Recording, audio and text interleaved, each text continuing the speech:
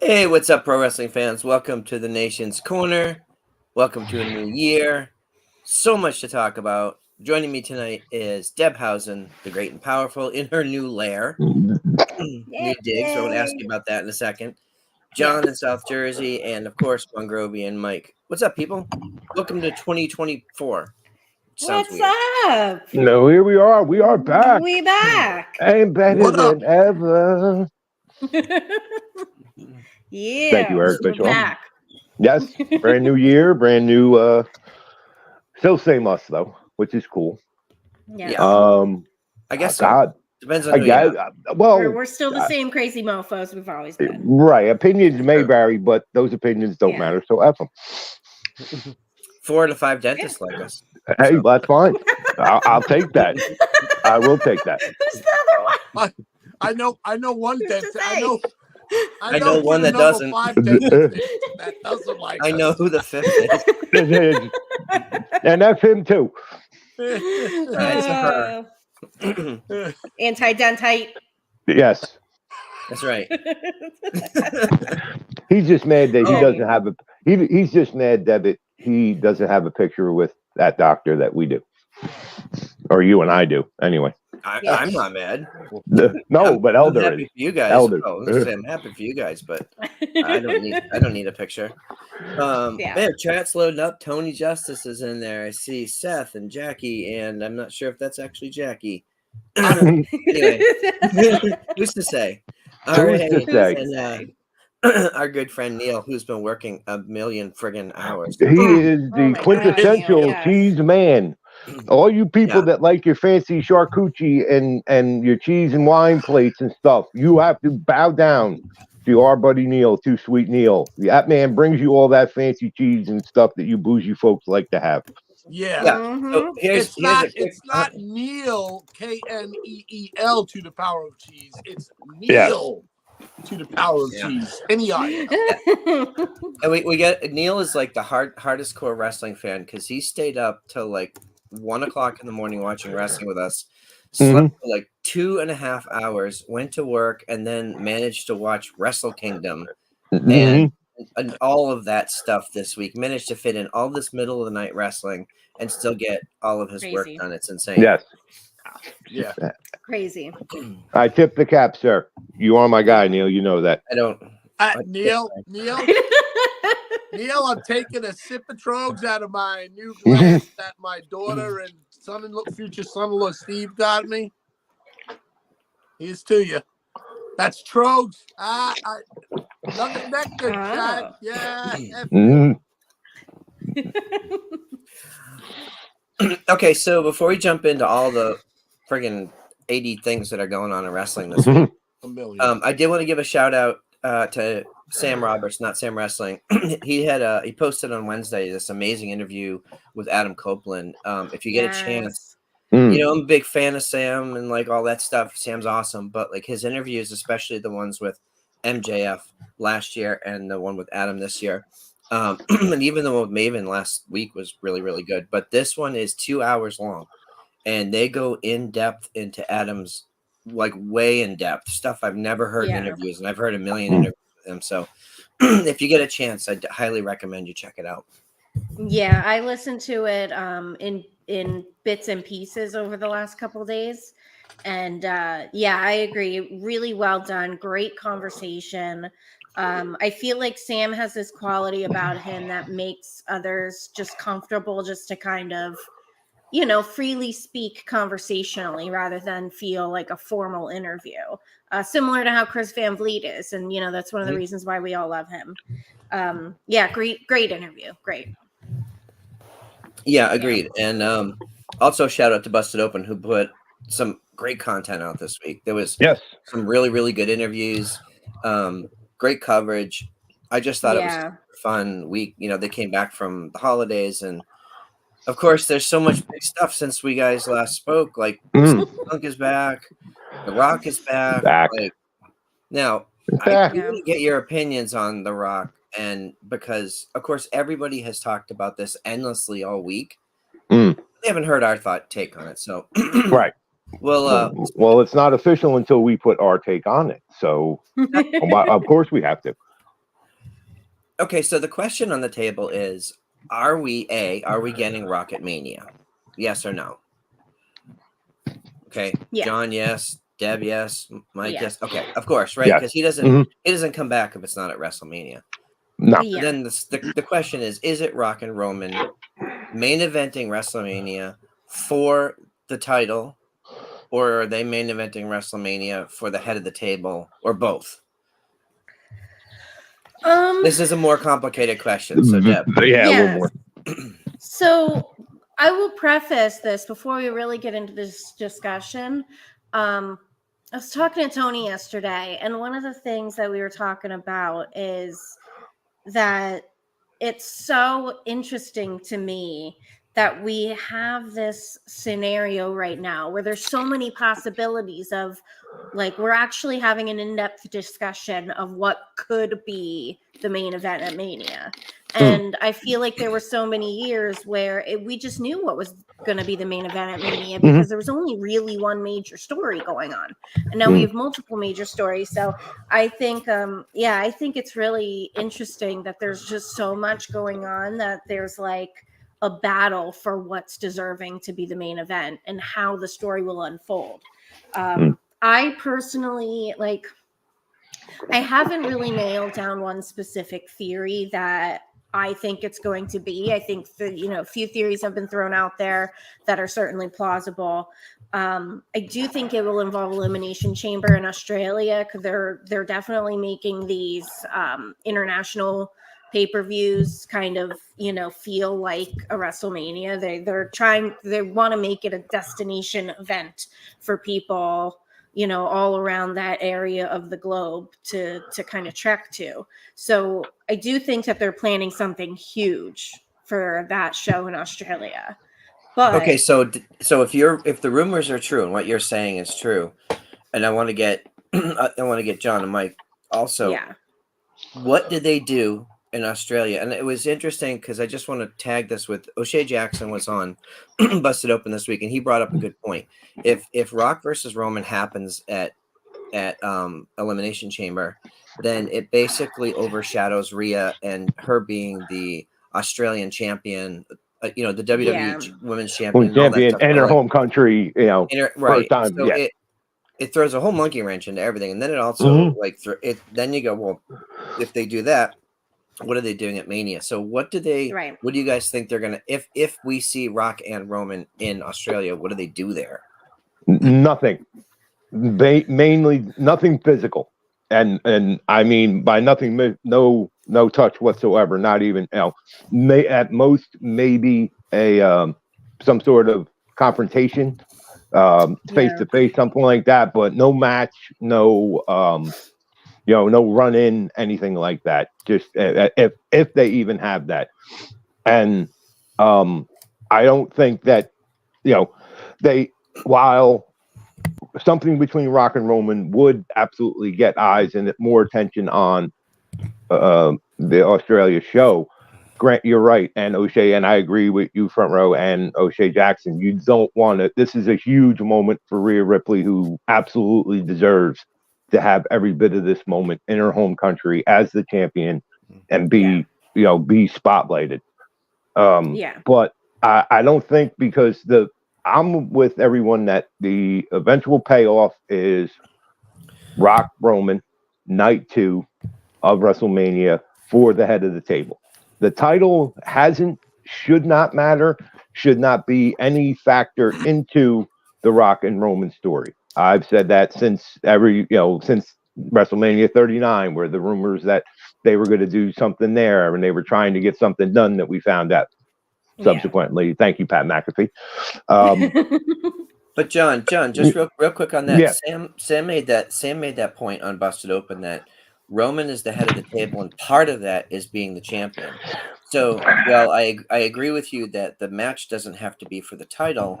He has to be the champion walking in and out of Mania, even if he doesn't defend it, even if the match is for the Tribal Chief moniker. I agree that Roman is less than if he leaves Mania without the title. Right. But I still think, and again, it's going to remain to be seen because we have all literally all of us, every single wrestling fan with a pulse or a heartbeat, has basically tried to book all of this out that's going on for WrestleMania, leading up to WrestleMania all week. Yeah. And you know, the calculations to make the first nuclear weapon was not as intense as some of the stuff that some of the theories and stuff, and people are literally burning up whatever brain cells they have left, trying to say this is the way. This right here, after 7.5 hours of work, I have figured out the formula for WrestleMania.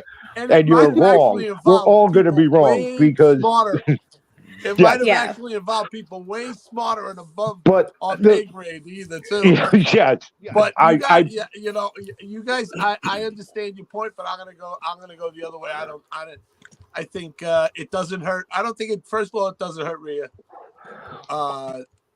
It's not gonna take away from her because she is the women's. She's the face of WWE right now, pretty much. She's the one you see every week. You don't see Roman as much. I understand he's the head of the table and all that. That's the one point I have.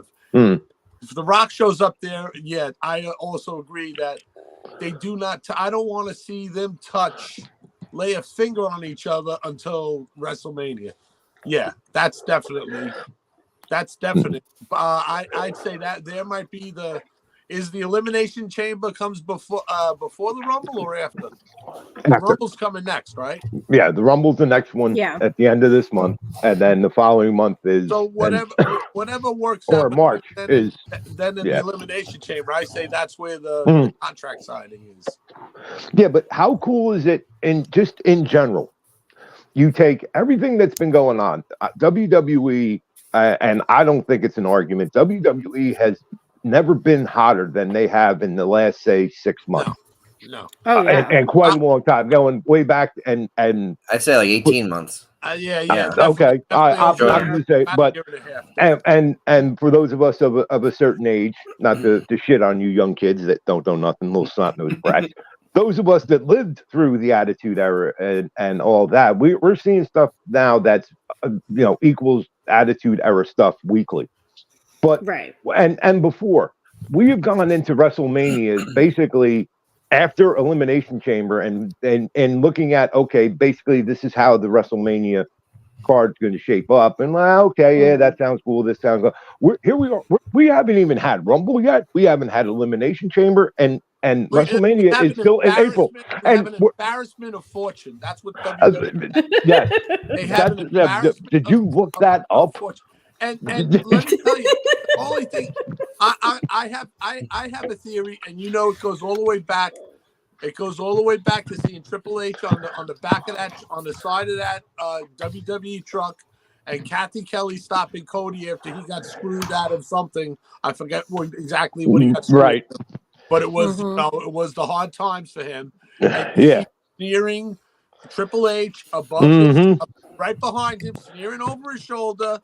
The man that said, "Hey, we're just in the third inning," right? With the the other the head of the table story. Then you go Cody saying, "I want to." Cody's injured. He's out because Seth really messed up bad, and he hurt himself legit. No, I want to go in. I want in. The sneer, the smirk from Triple H and the pat, little pat on the thigh. Okay. Just like we've heard. Busy, CM Punk falls in his lap, the new belt, the new title, and all that stuff. But I'm telling you, Triple H is going to be petty. He don't forget you smashed my throne. Will you a sledgehammer? That's my thing. A sledgehammer, dude. Well, here I'm gonna sum it up real quick for you, Mike. Matt, perhaps this way. We heard for quite a while, especially when Cody was first starting with AEW and their announcement and everything, # Revenge of the Polka Dots in honor of Cody and his dad. Now we're going to see # Revenge of the Throne. The story's going on. He's not going in Philadelphia. Philadelphia can do whatever they want, but Philadelphia's going to do just like Montreal does what Montreal does. Philadelphia is going to do what Philadelphia does. Yeah, Chicago's going to do what Chicago does. It's going to be a crazy crowd for sure. It's going to be a crazy crowd. St. Louis will be asleep. Well, wherever you go, you know what the crowds are going to do. Well, Chicago will go nuts, of course, because CM Punk. I believe Cody and Rock. I believe The Rock knew this. I don't care about the strike and all that stuff. The Rock knew he was clearing time off to take on the head. Well, that's one quick point I want to make is WWE has been absolutely white hot up until this point. And by the way, and I just found it more than a little ironic that on the same day, quote unquote, as the birthday of AEW turning a whopping 5 years old, what better present could WWE give them than saying, oh yeah, by the way, this guy that's the biggest star on the planet that, way before he was that, wrestled for us and was probably one of our best wrestlers ever in the history of our company. Happy birthday. We're going to put him on television for you. And watch everybody collectively lose their effing minds. But again, like Mike stated before, and I'm still impressed by that. I got to write that down. Embarrassment of riches. We had so much stuff going on with that. Oh, by the way, here comes The Rock. I think that was a thing already. Yeah. Yeah, that was the thing. I didn't make that up. You don't have to write that down. Okay, I'm just impressed that it came from you. You remembered it. Something I've never had. Trust me. Okay, yes. Okay, so let me bring this back in for a second because plenty of embarrassment, no fortune. It's just an embarrassment. Oh my God. I don't know. Bordering on disappointment. So O'Shea talked about the metrics and the numbers around the Rock Roman, right? And it's really interesting to me that CM Punk comes back to WWE and shatters their all-time social media record at 105 million views. And then The Rock comes back and does 175 million in a day. Yeah. Right. I mean, like what the numbers are be. Yes. Mm-hmm. Well, we know. Yeah. And I mean, I had someone in one of the Discords was arguing with me that Logan Paul has the social media reach and stuff. Okay, that's true. Logan Paul, but he's not The Rock. He has 34 Dwayne. million. Logan Paul has 34 million Instagram followers. The Rock has 400 million. Mm-hmm. That's Logan, more people than live in this country. And scratch his ass. That's what he. Yeah. I mean, he posted that video of Samantha Irvin reacting, and that did he had 1.5 million likes on it. Wow. That's just a short video. So to say that it's not the big. So my point is that they were arguing whether it was the biggest match in Wrestlemania history. I would argue, just visibility wise, and based on the global reach of WWE, that this is the biggest match in wrestling history. Period. Anywhere, anytime, anywhere. Yeah, it's truly once in a lifetime. Well, they tried that before. There were 2 once in a lifetimes, if you remember. No, but right, and they didn't quite pan out that way. But no, honestly, for 1 second, you're not getting Rock back into a ring on a regular basis or anything at all. This is truly once in a lifetime. That it's either now or it's never going to happen. So yeah. So let me ask you this: the story, the way it's been happening the last few years. Yeah, and that's the question. So, Deb, last night on SmackDown, we saw, and by the way, I am a huge fan of what Nick Aldis is doing right now on SmackDown. At the end of SmackDown, he leans into Paul Heyman, and they have that little exchange, and he says, "Okay, tell the Tribal Chief, he's now earned himself a fatal 4-way at the Rumble," which is a whole other conversation that I want to get into. Yeah. But that right there means anybody can win that match, and Roman is no longer the champion, which completely F's up the next several pay-per-views, and including the main event of WrestleMania. And I just Triple H and the creative team, they're giving us these interesting stories that we're sitting here all week. We're going, oh my God, WrestleMania. And then this happens and you go, holy crap. Now we really have to pay attention to the Rumble. Right. Mm-hmm. Mm-hmm.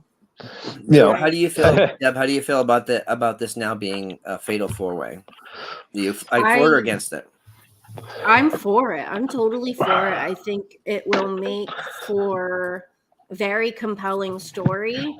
I think it will, it'll leave everything open to so many possibilities. If Roman loses, who beats Roman, and then it kind of like a ripple effect, or the butterfly effect. No matter which way it goes, it could ripple in a bunch of different possibilities. So yeah, I find that very interesting.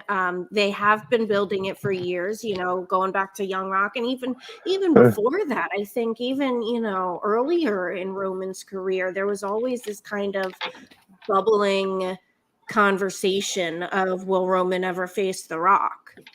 And like you said, John, this is the perfect opportunity. This is a now or never situation. This is like everything for years has culminated to this one point, and it's just perfect. Like, how could you not take that opportunity?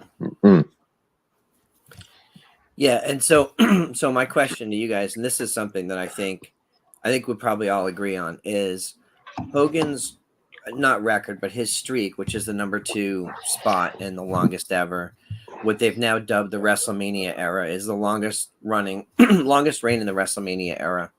Is right. In September, Roman will beat that. I genuinely think that that's the goal. I know that they always say that they don't let storytelling get in the way of numbers and stuff like that, and football players will tell you the same thing, but they do, especially when it comes to the story and him being able to make that claim forever again. Like we're never going to see that again. Yeah, that's part of my theory too. I think they were clear to Cody that, hey, listen, Roman ain't dropping that. Roman's not, Roman's holding that title until he passes Hogan. I think they're pretty clear.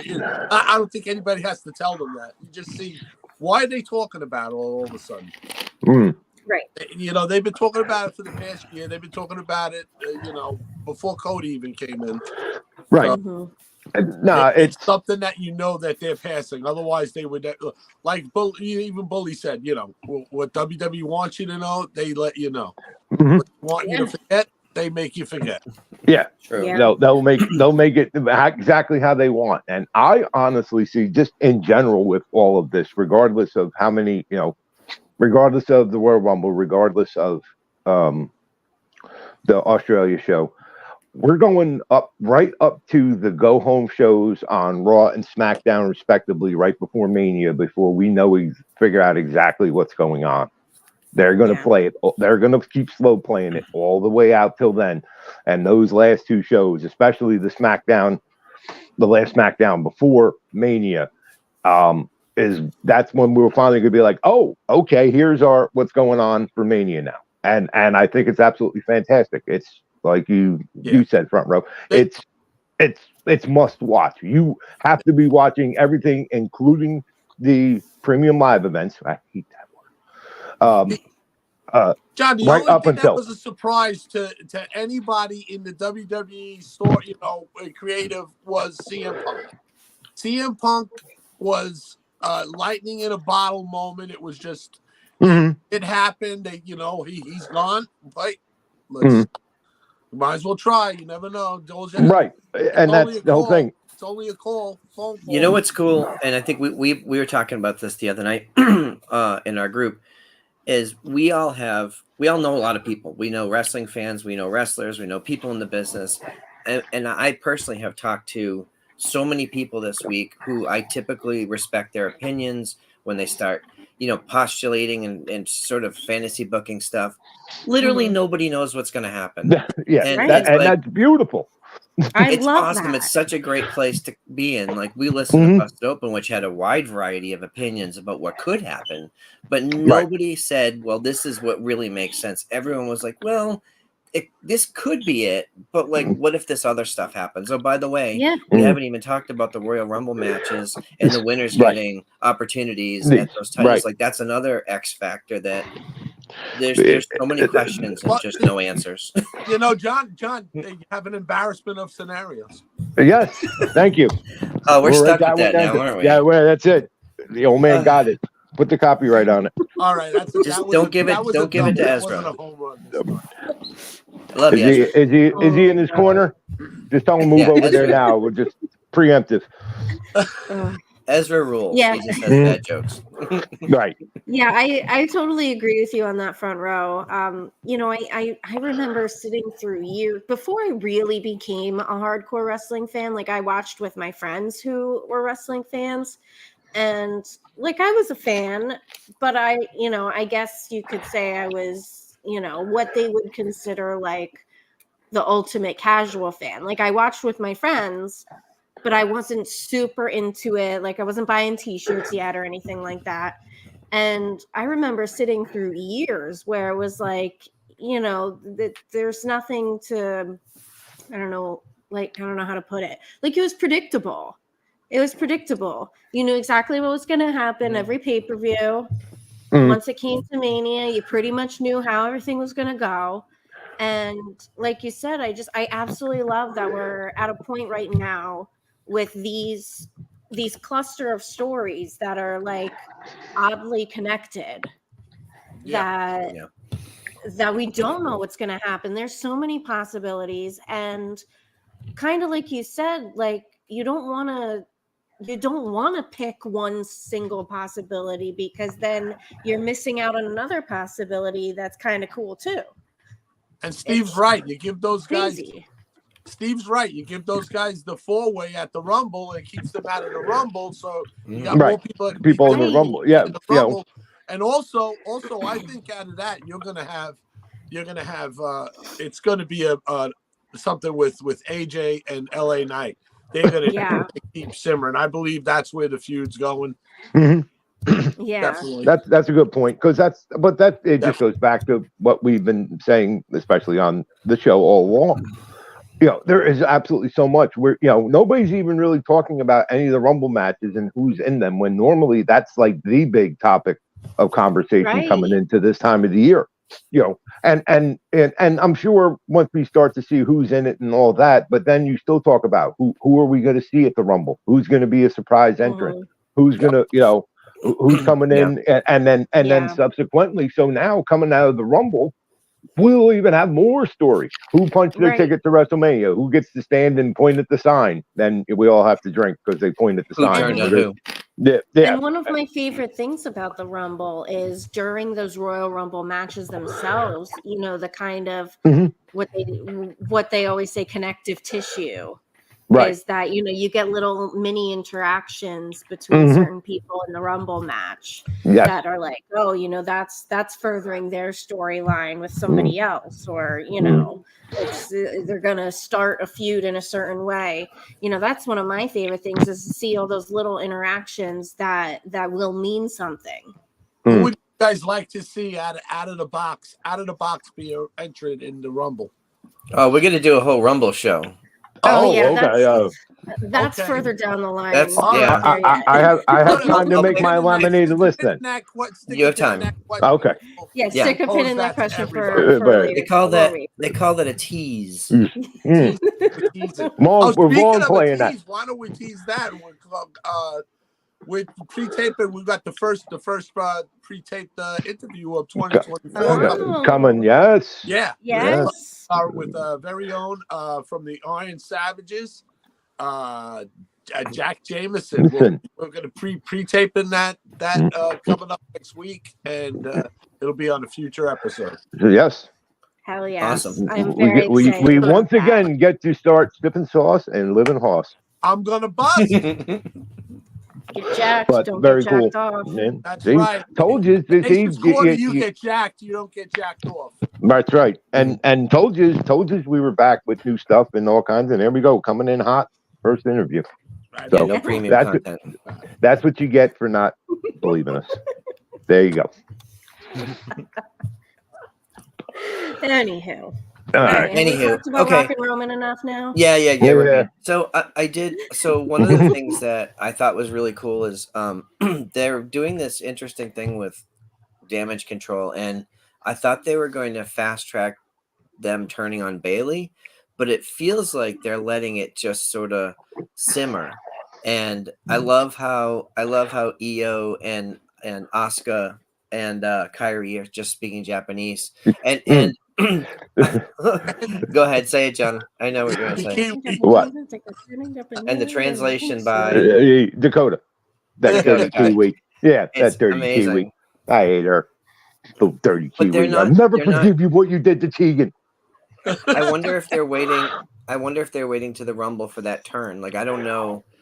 And I actually think that they were planning on maybe a 4-horsewoman or something to do with Charlotte. Now Charlotte's out with an injury. And going to So be I out think for quite a while. Yeah, 9 to 12 months. Unfortunately. And we still have a big question mark, although if you listen to Dirt Sheets, that Sasha Banks, aka Mercedes Moné, is not coming to WWE. But yeah, that seems gone up in the air. But I think it's very kind of fitting. We had Damage Control introduced at SummerSlam, last year? Year before. John, real quick, Jose, I'm ready to point to the Nation's Corner sign after the Rumble. That's awesome. Point. I love that. Thanks, Jose. Scotty, write that down. Oh, hey, you know what? Another note too, man. Thank you to Scotty, who brought me and Neil to the World's End pay-per-view at the beautiful Nassau Coliseum on Long Island. The Nassau County Mausoleum. Yes. Oh, we love Scotty. Scotty is the backbone. The man. Scotty is the man. Scotty, shout out to Scotty. Again, another Scotty's the backbone of the crew. Yes, he is. Yep. Scotty has been more than gracious to us over the years with his friendship, and we're a better group with Scotty. So love you, Scotty. Yeah. Thank you for everything. Just no more Jello shots. And Creed and watch your bathroom stall doors. Watch your bathroom stall doors. Lock the bathroom stall. Creed still sucks, and lock the bathroom stall.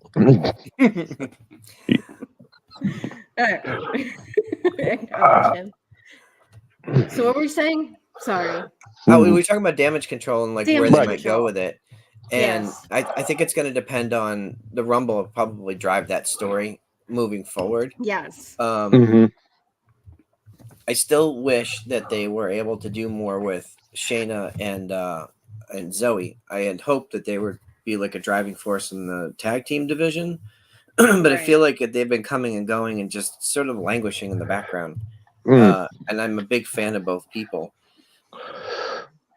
And I don't know why the stories have felt disjointed these last few weeks, because the people involved are really good and they've been doing a pretty good job. But like, I don't know. It's just weird. Like, I don't know what you guys think. I agree with you that it does kind of feel disjointed. It kind of feels like, you know, they're maybe still trying to find the groove of where they want the story to go. And, you know, obviously Charlotte getting hurt probably, you know, likely threw a wrench in whatever plans they had. So they have to pivot. Deb knows all about pivot moving this last week. I think, you know, maybe they're just trying to find what's gonna work. And, you know, maybe it'll take a few weeks or so to get there. But I said last night on Zoom about, like, you know, turning on Bailey, you know, give it time, it'll happen. You know, I think, you know, what they're doing right now is kind of like playing kind of the mean girl role and, you know, pretending to be her friend for now until it's time. But yeah, it's definitely coming. It'll happen. Yeah. Okay. So go ahead, John. Just real quick. I think it is going that way as well. And I like how they're presenting them now, especially with the return and addition of Kyrie. And even though I hate her with a passion, she's a dirty Kiwi, having Dakota as the translator, looking at Bailey and telling them what they're saying is, to me, is an absolute chef's kiss kind of touch. Because now, obviously, Dakota is still out on injury and all that. So you really can't participate, but this is a perfect way to keep her involved and show. And now we have this brand new incarnation of the new Japanese army with those three, with Asuka, Kyrie, and Io Sky. That, you know, Bailey is, you already have that impression. Bailey is the odd person out, even though she's the one that created and brought all this in together. She is the odd person out. And I don't know. Again, it's one of the good problems to have. I'm not quite sure how they're going to work this all out, but it definitely more so than anything else. And remember, we've been dealing with having this build of damage control for almost 2 years now. You know, and to get to this point.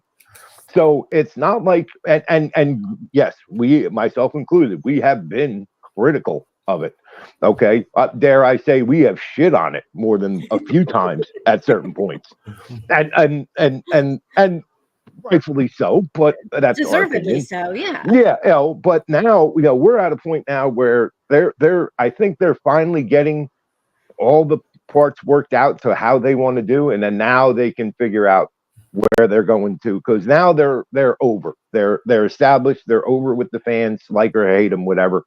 Now they can really start to tell the story that they wanted to do originally. It just took a while for them to actually get to that spot. Yeah.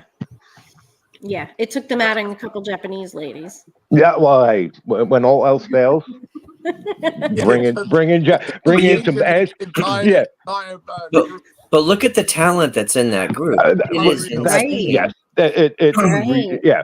You know, this isn't. You know, these aren't. Put it this way, we're not talking about people you've never heard of. Now, granted, okay, maybe at the least known out of them to begin with, maybe.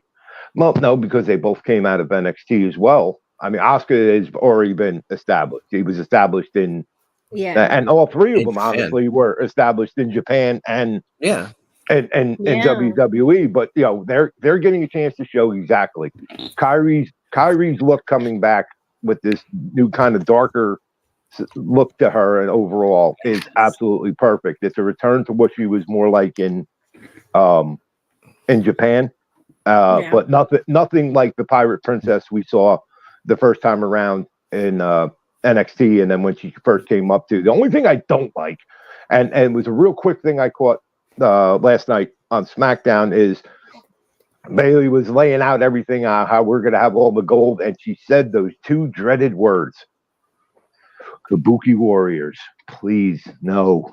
God, no. But like, don't do that. That was a creation from Asuka and Kyrie. Like, right. They came up with the concept. They named the team. Like, I can't fault that. Whatever. To me, it was a dud, no matter what. So I mean, I'm not against them being together or even, you know, going after tag team championships or anything, but just don't call it anything but that. Call it anything else but that. I do, however, think that it would work this time around. I think before it didn't quite work for whatever reason. Who knows? It just never really caught on with a lot of fans.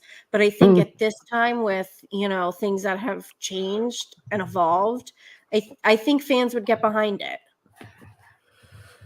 Well, it gives them an opportunity to really not do like your traditional pro wrestling evil foreigner. Like, they're really leaning into their culture and the language, and I think more people today are fans of and have access to Japanese culture, especially wrestling fans. They get to see New Japan content with English commentary. There's more Japanese talents throughout American pro wrestling today than ever. So I wanted to just get exposure to it through, you know, social media. Like, I don't get a chance to watch the New Japan stuff, but just scrolling through my feed on social media, I know who the people are. You know, I know what's happening on Wrestle Kingdom. You know, I know, I get a general sense of, you know, what's kind of going on over there, even though I don't watch it. So you just get exposure. Even if it's not something that you watch. Man. You can Google it too. Good. Yeah, that too. Yeah. Okay, so I gotta ask you guys. I'm sure we all saw it, and I'm super excited. I saw the video of Jade training in the dungeon with Natty Cargill, and holy shit, that is not the same person. Like, no. Wow. No. Now I absolutely want to see Jade Cargill versus Rhea Ripley at WrestleMania. Make it happen somehow. I don't care. Well, the obvious one is Jade comes in, wins the Rumble, wins the Women's Rumble. Well, there you go. And Yeah, I'd be perfectly okay with logical. that. Yeah, I'd be perfectly okay with it. Logical choice for sure. But yeah, I just, God, I cannot wait to see Jade debut. Obviously she's been training her ass off. And I think when she debuts, we're gonna see a different version of her for sure. Absolutely. They don't put that much time and effort into somebody in marketing and not make sure that she's 100% ready to go. Yeah, Right. and That with goes how beyond. we know she's strong. She's extremely fit and athletic. So yeah, I think her against Rhea is gonna be like the closest thing to like a female hoss fight that we can get. And I'm here for it. Yeah. Give me that 5 days a week, twice on Saturday. Hell yeah. But something about her though. She's got a gravitas that goes there's a presence to her. She has that confidence. She has that confidence. She's that bitch. Yeah. Yeah. And now we're going to see what we've been kind of wanting to see out of her that we never saw with AEW was the in-ring progression. Right. I'm well aware that woman already is a force, is a presence, no matter where she's at, whether when she was in AEW or even now with her hopefully impending debut with WWE. The woman is absolutely just a presence. So we're going to get that. Now we're going to hopefully see her wrestling ability brought up to where they complement each other. And that's going to be the thing. And what better, man, you want to talk about a big giant FU to Tony Khan and AEW, that here comes Jade, comes out, looks like $1 million, going to the ring, performs like $1 million in the ring, saying, see, you could have had all this. You could have had all this, but you don't. And Jade Cargill automatically is going to be a way bigger star and presence in WWE than she ever was with AEW. And that's a striking difference. Yeah. I want to see, now you guys won't get this because you don't know her music, but when Jade has her first entrance for like her first singles match, I want to see Megan Thee Stallion. Oh yeah, for sure. Megan Thee Stallion. The Stallion. THEE. Two E's. Like, could you imagine Megan in all her freaking glory? Like singing "I'm 100% that bitch." Right, something like that. Yeah, absolutely. They've had interaction with her on Twitter. Like I've seen Megan Thee Stallion making wrestling comments. They have the money. Bring her to perform at WrestleMania. Absolutely. A cleaner version of her music. But it'll. To which we say "F them kids," but that's that would be cool. That would be fantastic. Okay, so now now we come to the time of the show where I want to pick somebody this week that I thought in the last few weeks, especially in recent weeks, has been doing some of the most entertaining shit I've ever seen. And can we just put him in the Hall of Fame now? And that's R-Truth. Absolutely, he is a national treasure. Judgment Day, his work with Judgment Day is next level. It's so good. I think his entire goal is just to break everybody in the ring.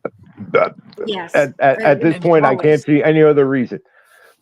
And this is the thing.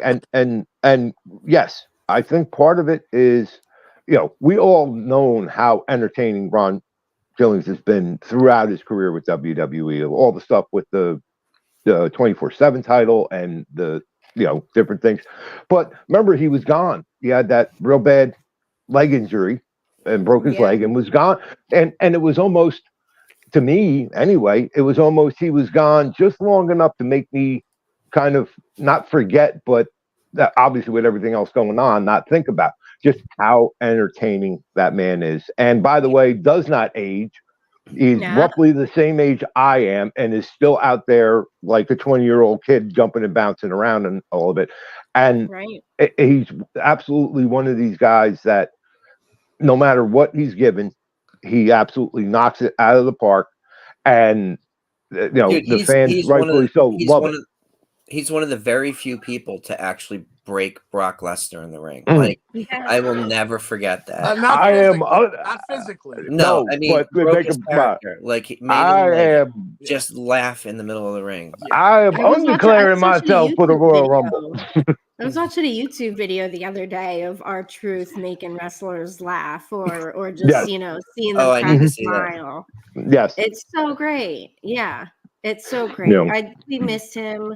I missed him. I said that, the night that he, started doing the thing with Judgment Day, I remember saying to Seth, what is R-Truth going to do for Judgment Day what Sammy did for the Bloodline? And I think that's exactly what's happening here, as far as, being that kind of comedy aspect that's just enough to get people to love the group. Right. The guys, and make them so over. And they were already over. Yeah. Clearly. But this is going to take them to the next level, layer. having Yes. that more, Mhm. that you got to have that one comedic element. Yeah, with you need a everyone little else bit being of so serious. And that's exactly what it was with the Bloodline. They were all, so serious. Like, they had serious business to take care of. Right. And then in walks Sami Zayn. Yeah, you're talking about breaking the wrestlers in the ring. Like I don't think Damien has done one bit with R-Truth that he hasn't broke. At some point, he has to turn away or something. Like, yes. multiple times during the vignettes, and he just Yeah. And if WWE doesn't directly copy and take that shirt that Ron Killings has, where he's added his name in on the bottom he crosses out James McDonough, doesn't he? And Steve, he tapes over it. Steve's right too. He did break Damian Priest, but Dom should get an Emmy for holding it together. Dom does not break. No. That dude's a professional. He's amazing. It's amazing. Being this young and everything, and there's no better absolute heel heat right now than Dom Mysterio. The man literally cannot even speak into a microphone at any time. It's incredible. And it's been 6 months. Yes, and it just keeps saying as loud or louder. And I've said it on here, like, people are critical of WWE piping in. I went to Raw a few months ago, and it was absolutely effing deafening. It was so goddamn loud in there. I've never been in an arena that size and heard anything that loud. It was crazy. That's nuts. Okay, so we don't have a ton of time to go over AEW stuff, but Deb and I were talking last night, and we thought this would be something good to maybe have you guys chime in on the chat, and I want to get you guys' opinions. We've been seeing, like, Britt Baker is a polarizing figure within AEW. People love her, people hate her, whatever. My opinion is that Britt and Thunder had the most important feud in the women's division in the company's history, and it's the thing that the fans have gravitated towards more than any of the other women's storylines. I'm not talking talent. I mean actual storylines that people are invested in. Yeah. So, having said that, Thunder was out for a long time with injury. She just recently returned. They're not. And then Britt's off TV, and Britt's been posting pretty aggressively on Twitter about, hey, you guys don't want to see me, I'll just go away. I'm going to let other people get the spotlight. And then she said some other stuff, and I'm like, so the question that we were talking about is, does AEW need Britt right now, or is the spotlight that the other women getting beneficial? Like your Julia Harts of the world, Sky Blue, like there's people that are getting a lot more TV time. So Deb, since we kicked off this conversation, what are your thoughts? I think it's a very complicated issue because it could go both ways. That yes, Britt was taking up a majority of the TV time for the women's division when she was on, and since she's been gone for a little while, we have seen the blossoming of Sky Blue and Willow and Julia and Toni Storm and Chris Statlander since she's come back. And so, that is great to see that these other women are, really getting a chance to show what they've got and be involved in, storylines that are, as far as I'm concerned, these storylines are pretty meaningful. And I'm invested in these stories for the women. But on the other hand, you say, like, Britt is obviously a star. She was for a period of time the biggest star in AEW's women's division. However, the argument can also be made that she was the biggest star because she was given far more TV time than anybody else. So, I think it's great that she did take a step back. Obviously she might be upset about it, but I think it's beneficial to the rest of the AEW women's division, because if Britt was there this whole time, I don't really feel like these storylines would be happening, because all the major storylines in the women's division would be surrounding Britt. If Britt was there, I don't think we'd be getting Julia and Sky Blue and their story we have right now. I don't think Toni Storm would be as big as she is right now if Britt was still there, because Britt would be kind of taking the spotlight, whether it's, you can debate whether it's earned or not, but I think it is. Can't the same be accomplished by saying, okay, why don't we just let that live here, and then we're going to give the women more time to tell more stories instead of cramming everything into a 9-minute segment every week? That's the better point. Yes, absolutely. And yes, that is the better point for sure, is that, when Britt comes back, I certainly hope she and Thunder, continue their feud, because obviously it's the most compelling. Like, I mean, we said it for months that Thunder was off TV for a year, more than a year, and 500 days. People couldn't stop talking about her. People couldn't stop gossiping about her. People couldn't stop talking about what she was doing, who she was talking to, who was talking about her, and so there's obviously the realism is the biggest aspect, that this is a real story that needs to be capitalized on, because it's the story that the fans have been invested in. The fans are interested in both of the women and their feud. And Seth posted something, Britt needs to not chase the limelight. Unfortunately, dude, like, that is what the wrestling business is. That's what everybody's chasing. Everybody in the wants wrestling that business, spot. you have to be selfish. It is what it is. You have To to an be extent, selfish. absolutely. You have to be thinking about yourself, because if you don't think about yourself, you don't make money. Right. You do reach a point where if you've been around, talk about. If you've been around long enough, you have the opportunity to give that spotlight. Like John Cena talked about this in the interviews I heard, about passing the energy. But you make it as big as possible, and then you pass the energy.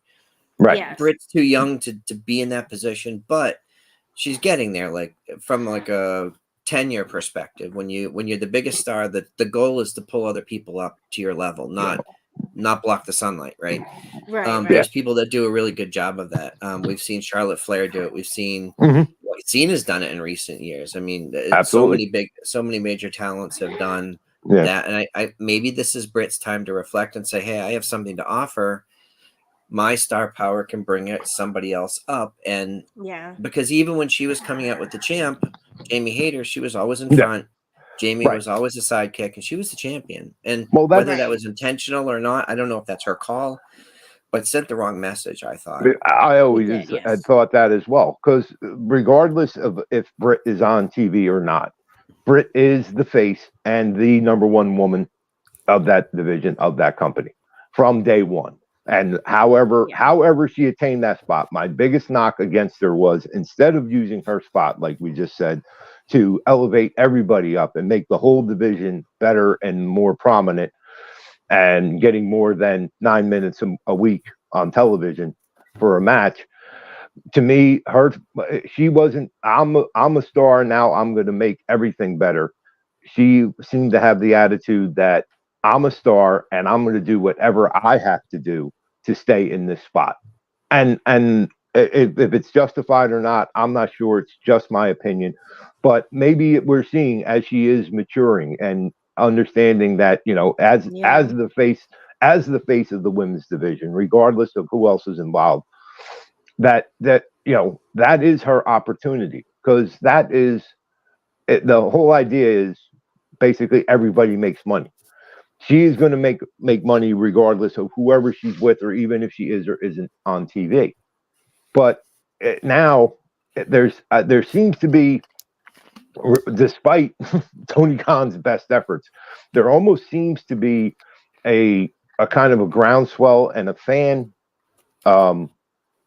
surgence towards women's wrestling and women's wrestling on AEW. We have things now that are absolutely entertaining and engaging that we have not seen in 5 years previously. We have a timeless Tony Storm who should get any and every major award there is for what she's doing with this character. Agreed. We have seen the emergence now of Sky Blue and Julia Hart. And Julia Hart, the girl, she's what, 22 years old? Something like that. And something like she's already re-envisioned herself. So right. From we and she had even said it, from the preppy, kind of hi, I'm happy to be here cheerleader, to this now. She's as much of a presence in the House of Black as Brody, Buddy Matthews, and Malachi Black are. Yep. Yeah. And now, of course, we have the introduction of Deonna Purrazzo, right? Yeah. You've got shout out to my OG Jersey girl. Forget about it. mean, If TK signs Wendy Richter, forget about it.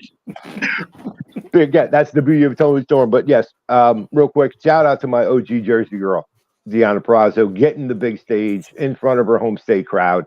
And what I'm more, and not that the debut itself was not very cool, but man, you kept that little bit of cracking in her voice, that like, holy shit, was this going to work, or was this going to go over? And it went way over what she expected. And to see that, that genuine, real emotion out of her, and still, go through it in front of family, all of her fans, the big Deonna chance they had. Everybody exactly knew who she was. And to me, it was great. Again, my knock on AEW, what the follow-up is, the what next is, I don't know. I just don't know.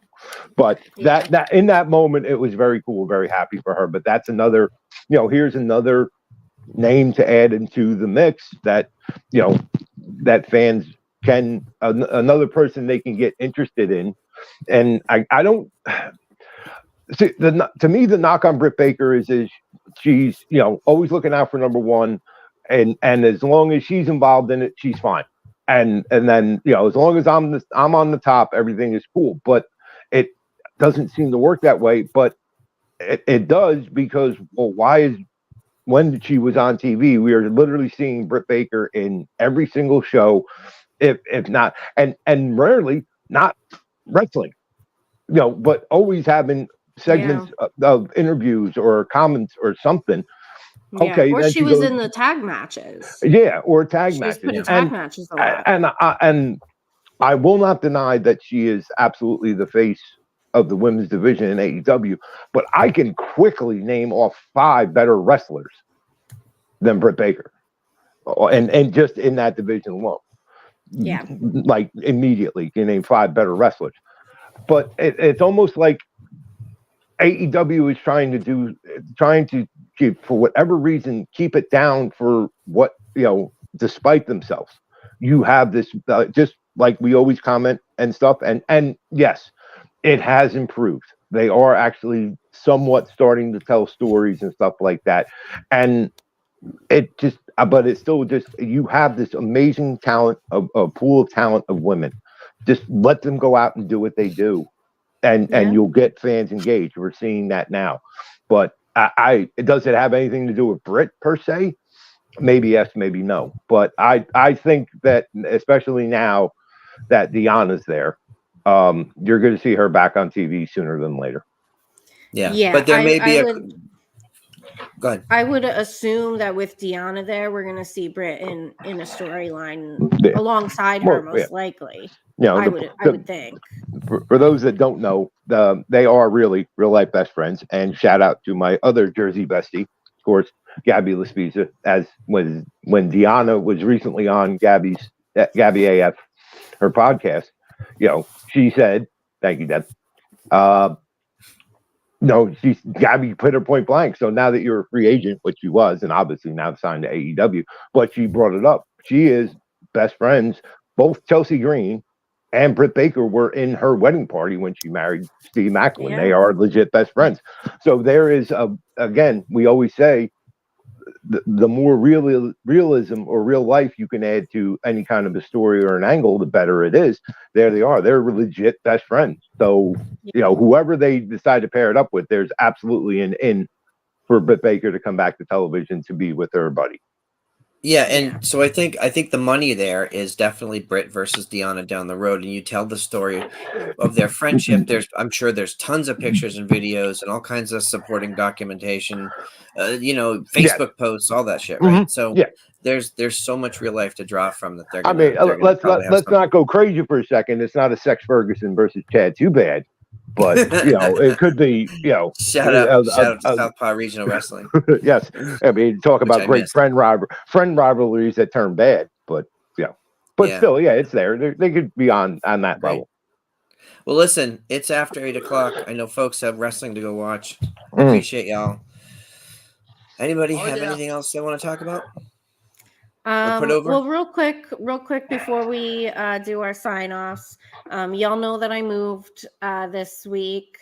We're still, obviously it'll take a while. It'll take a while getting everything set up and unpacked. So it'll take a while till I'm in my beautiful studio up in my loft up there. They we bougie as F now.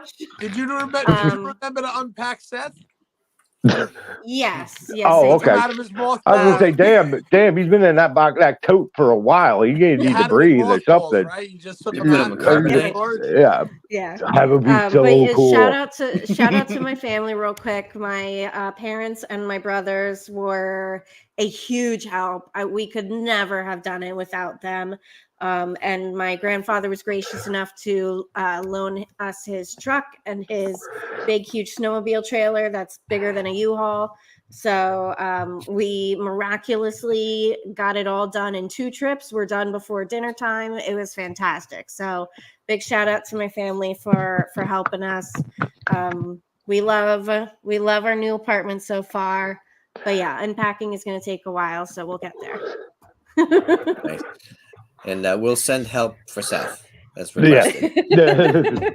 I wish I could have been there to watch you guys work, but anyhow, ever need a supervisor? Right. I'm in. Deb, where can people find you on the socials? I'm at That's So Debonair on the Twitter machine and on the Instagram. And as always, if you want to see more, just click the link in my bio on my socials, and you'll find it. Click it. John? Oh, me. Real quick, besides, of course, Collision's on kind of right now. Also, if you are I have to say it properly, a Triller Plus member or subscriber now, MLW is having their first live show of the year, Battle of the Coliseum, from the hallowed grounds of the ECW Arena in Philadelphia right now. So if you're not really into Collision tonight but want to watch wrestling, absolutely check out what MLW is doing. It's kind of their launch into the new year and some very interesting stories and stuff going on with that. And as I am broadcasting from an undisclosed location near the ECW Arena, also known as the secret lair of AK9K, Nation's Corner on location is back in action for the new year. Thank you, Deb. Oh, yeah. We are going to be down in Delaware, back to old stomping grounds, Houston Fire Department, for 1CW Wrestling next Saturday night. Again, hashtag support indie wrestling, support indie wrestlers.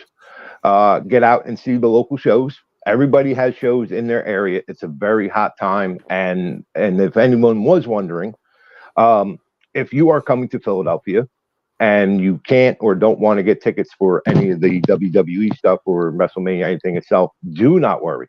There is literally a shit ton of events that people are putting on in and around this area. I have probably no less than 24 messages and emails and stuff from promotions that are putting stuff on during WrestleMania week. So if you feel shut out from WrestleMania itself, do not worry. You will have plenty of wrestling to watch. And especially now that they've announced the full lineup for the Collective by GCW this past week. And lastly, you can find me, as it says. Actually, no, it doesn't say anymore. Or does it? I don't remember. At Twisted Metal Fab on the Twitter and the IG, and also at AssKicker9K, of course, for the most diabolical and dangerous weapon in professional wrestling, of course, the AssKicker 9000.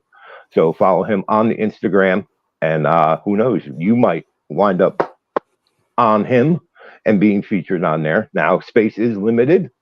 It's free for now. It's free for now. But I was actually approached by his agent today saying, might have to start selling space or, being a premium to be featured on AssKicker 9K. So other than that, opportunities are open. Available. Yes. DM for details. As we used to say. Yes. Yeah, right. DM for details. All right, I just have to call out the person I'm watching Collision. Ric Flair's in the ring, and someone has to sign Ric Flair Woo, but they spelled it R-I-C-K. That's no. That's bad. That's people. No. You poor kid. I feel sorry for you. Yeah. Well, if it's a kid that did it, that and the grown up. No, it's a guy. I see. It's someone. Come on, people. I know we've been off this for a little while, but grammar and punctuation and spelling matter. If you're gonna get your sign on television, for God's sake, people. He might have had a couple of woo chews before he made that. Look. So Collision is here in Charlotte tonight, right? So it's probably someone from South Carolina, I would assume. Well, yeah, that would make sense. That would make sense. Right. All right, Mike. You find me at Mongrovian Mike. You see it right there. There it is. That's as simple as it gets, and I just can't wait. Like we said, on location, Nation's Corner location, John. We're gonna be at the La Greca laminated list. Yes, we are. Looking very much forward to that. Up the big event, New York. We're going to be there, and we're going to be, we're going to be all over the place at conventions, at shows. Victory we're all over you like a spider monkey. All over. That's it. And you know what? As I just want to say, as a side note, we don't cover everything that we want to. Otherwise, we'd be here for 4 hours. But. Just go out there, troll around on YouTube. You got IWTV also. You have Fight, Triller Plus. You have all these great things. Our Title Match Network doing great stuff. Ring of Honor, really, it's honoring the women. It really is. It's really making up for what they lacked years ago with the women's division, and just watch the wrestling. We're going to watch MLW. I'm watching Collision and MLW at the same time. I'm on overload right now. Happy wrestling. Happy wrestling. Thank you, Ian Riccaboni. Nice. And I am PW Front Row on the socials. That's about it for me. This is pretty much the only place you'll see me going forward. So hope everybody has an awesome week. Just be good. Have fun. We'll see y'all next week. Later.